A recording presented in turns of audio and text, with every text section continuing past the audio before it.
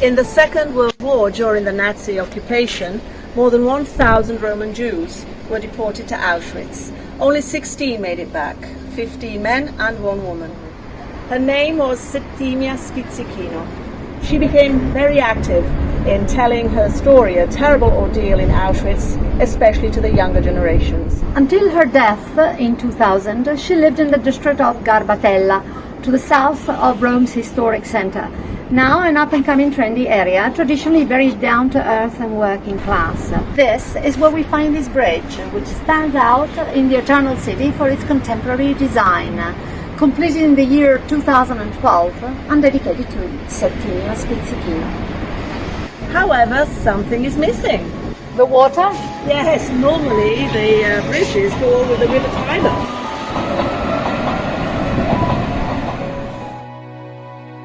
The River Tiber runs roughly north to south in Rome after flowing through central Italy and heading towards the Mediterranean coast for a total length of 405 kilometers, about 250 miles. Because of its many meanders, you cannot use it for your orientation in the city. It does tend to pop up where you least expect it to be.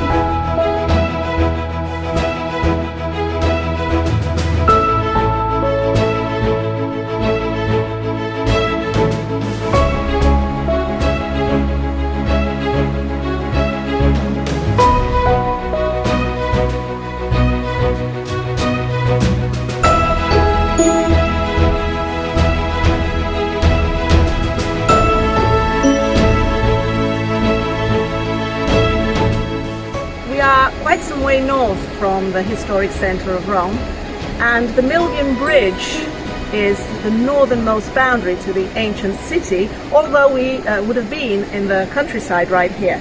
It was, though, a very important bridge which allowed for people to enter or to exit the city and go to 2 very important roads heading north in the country. Of all Rome's bridges, the Milvian Bridge has the most fascinating story to tell. It is near here, in 312 after Christ, that 2 rival Roman emperors fought their last battle for supremacy. One was called Maxentius, the other Constantine, Constantine the Great, who had just completed a campaign to strengthen his power, and of course here he wanted to achieve everything.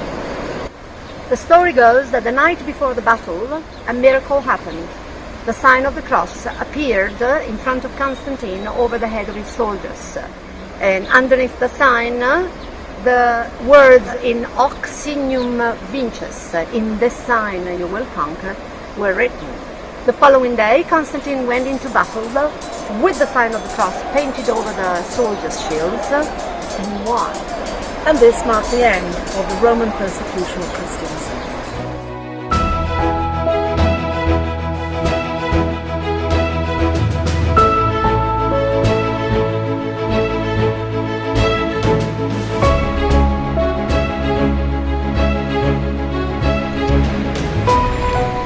This is the Pope of the Sistine Chapel. Pope Sixtus IV also built this bridge, the first modern bridge of Rome. He didn't build it for the people of the city, but for the pilgrims, so they could easily get across to the Vatican. For most of its history, the city of Rome was located on the east bank of the River Tiber and did not feel the biggest need to connect to the other side. That's why this bridge was built in 1475, mostly for the visitors, at the time pilgrims heading towards St. Peter's Basilica. A terrible accident had happened 25 years before on the only bridge which they could then use.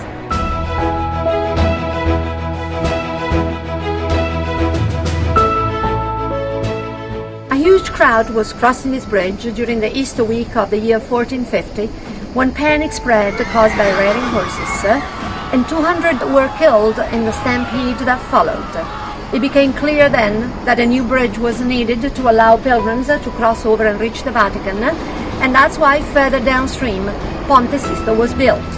The Ponte Sant'Angelo as we see it today is not the bridge which was built at that time.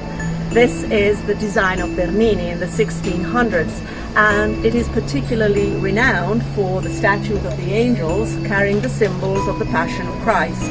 But the actual structure of the bridge goes back to the original construction 2nd century after Christ, when the bridge was built as access to the monumental tomb of Emperor Hadrian, later turned into Castle Sant'Angelo.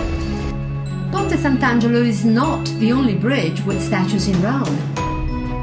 Ponte Vittorio Emanuele, dedicated to the first king of unified Italy, is one of the most impressive bridges built at the time of the unification at the end of the 1800s. It boasts statues of the goddess of victory, as well as allegorical groups hinting at the virtues of the king.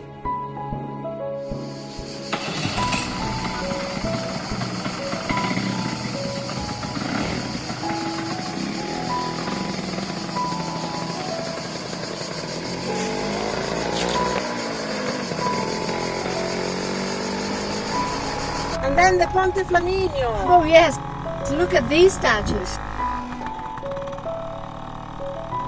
Mussolini wanted this bridge so it is full of fascist symbols echoing the ancient Roman past.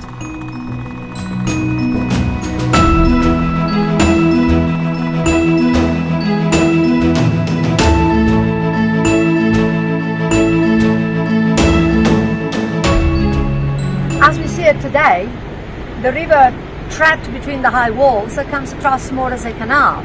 But we should try and imagine it in the past with natural embankments coming down, water mills, flour mills activated by the force of the stream, and as an increased population by the late 1500s created bigger need to move between the two banks. Instead of building another bridge, the system of barchette was established. Barchette were ferries, literally ferries, that moved goods and people between the two sides. Sometimes also using ropes that were stretched between the two banks so that the boat could resist the force of the stream. Because this river, hard to imagine it today as it flows placidly southwards, this river can be quite undisciplined and the stream can be very strong. In fact, did we mention why there is a hole in the center of the Ponte system? The hole is an engineering feature wanted to allow the water to flow through without taking the bridge with it. The idea was an ancient Roman engineering one. They understood, the ancient engineers, that the forceful waters of the river could become very, very dangerous and they could destroy anything in its wake. So it's also useful though for the people of Rome, who would see that the water reached that level, and that if the water reached that level, it meant that the areas around it would be flooded. Floods have played an important role in the history of Rome. In fact, that is the reason why the city originally developed away from the river, using the river for communication but not to live nearby. It's hard to imagine how much bigger in capacity and width the river can be, even just with the winter rains, and the embankments were built to stop the floods at the end of the 19th century.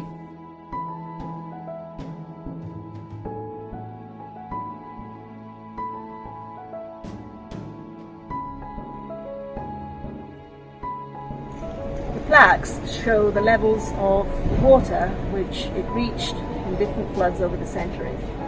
Top one tells us about the 1598 flood, which is the worst one to date. Water reached 20 meters above sea level, close to 65 feet.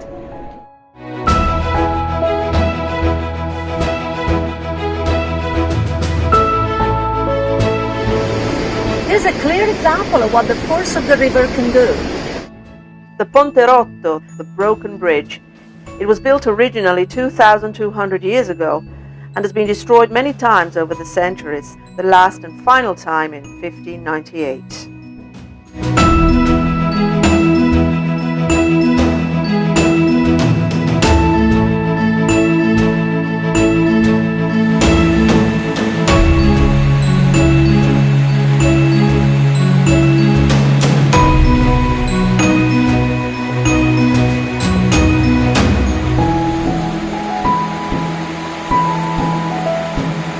Connecting the east side of the city to Tiber Island since 62 before Christ, the Pons Fabricius, or Fabricius Bridge, is the oldest surviving bridge across the river, named after the curator of roadways of that year, Lucius Fabricius. Because of the nearby presence of the Jewish district, the bridge was sometimes known as the Bridge of the Jews.